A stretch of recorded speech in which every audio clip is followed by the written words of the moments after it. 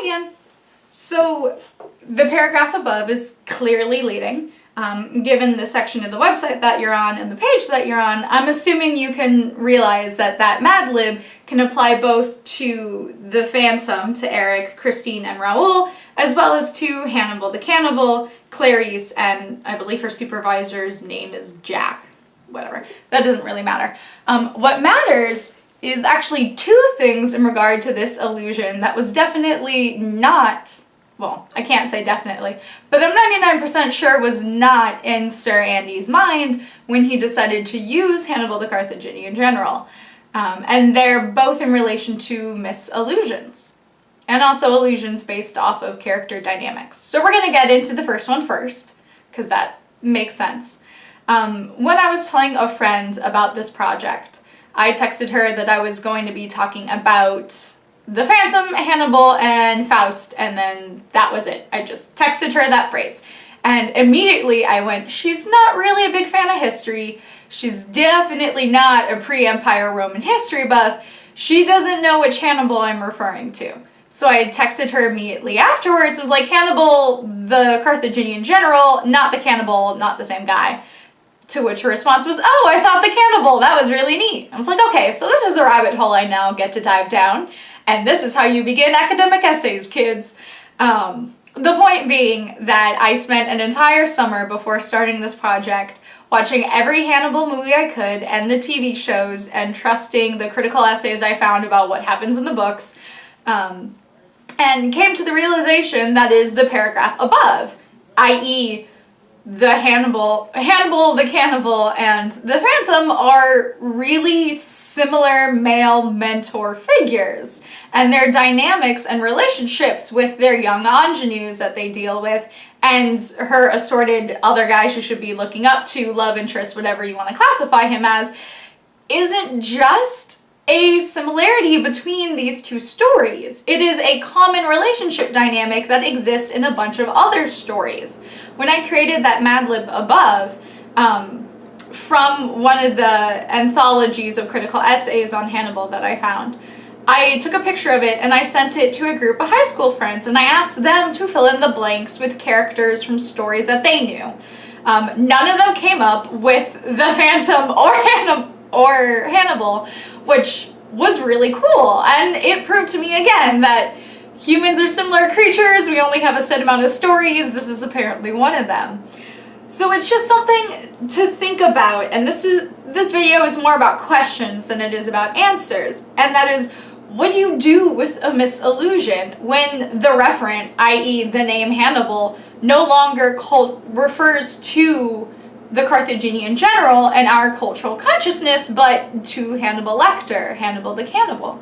What do you do with that? Can you analyze that illusion? Is it worth it? Well, it was for me. There are a lot of similarities between the Phantom and Hannibal the Cannibal, and I'll get into some more of those in a moment, but it's not just the dynamic either. They're both geniuses. They're both accomplished in their fields. They both really are good mentor figures. Good in the sense that they're effective, not good in the sense that their methods are moral.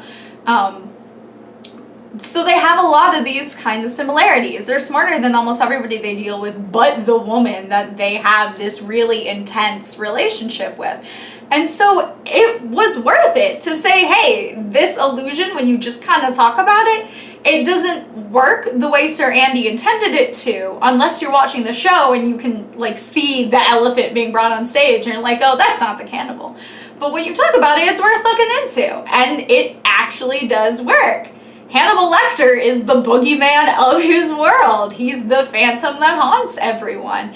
And so it's worth it to think about what an illusion now means to you in your society, in your cultural consciousness, in your generation, what have you, and how that change affects the characterization or relationship dynamics of the people, of the beings in the text that you're first working with. The other kind of set of questions I want to ask, aside from what happens when the name no longer means the person you may intend it to or the original creator intended it to, what does that mean for the illusion and the characters and everything? The other aspect of this I want to talk about is that character dynamic and how prevalent it is. because you can come up with a lot of illusions just from creating a list of stories and characters that fit that description. And then all of a sudden you can have more wacky relationships between characters from classical literature and anime and manga than just a pop culture detective novel in the early 1900s and a serial killer crime thriller kind of novel story from the late 1900s. It's interesting. Like, that's something you can go down, and that especially would be really interesting for cultural studies, to see how these kind of relationships come back up and the way that they do. What are the jobs now? What is the dynamic now? Is the dynamic with that other more socially appropriate guy a love interest like Raoul, or just supervisor, this is a better mentor for you, like Clarice's supervisor? I'm still pretty sure his name is Jack. In addition to that, what other kind of comparisons can you make with the character in and of themselves as they are in this dynamic? And that's where I want to bring in a different quote from a different critical anthology on Hannibal Lecter. The book itself is titled The Silence of the Lambs, Critical Essays on a Cannibal, Clarice, and a Nice Chianti. The essay itself is titled Hannibal Lecter, the Psychiatrist as Cannibal, from Andrew Gordon. Quote, he is a persona, a complicated human being, like Dracula, the Frankenstein monster, the Wolfman, or Norman Bates, and therefore can arouse not only our revulsion, but also our sympathy, and in his case, even our admiration. With his cleverness and ability to outwit and elude the authorities, his uncanny powers, and his paradoxical combination of civilization and savagery, he continues to fascinate. One could say he is more accurately classified as a horror monster. Who else can fit that description?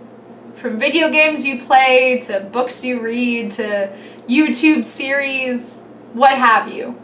Who else can you think of can fit that description? Who else has a paradoxical combination of civilization and savagery, who is more accurately classified as a horror monster? Who else can you compare to Hannibal and the Phantom? Try writing about that. Just a little paragraph. Talk about this character and say, oh, they're the Hannibal Lecter of this world.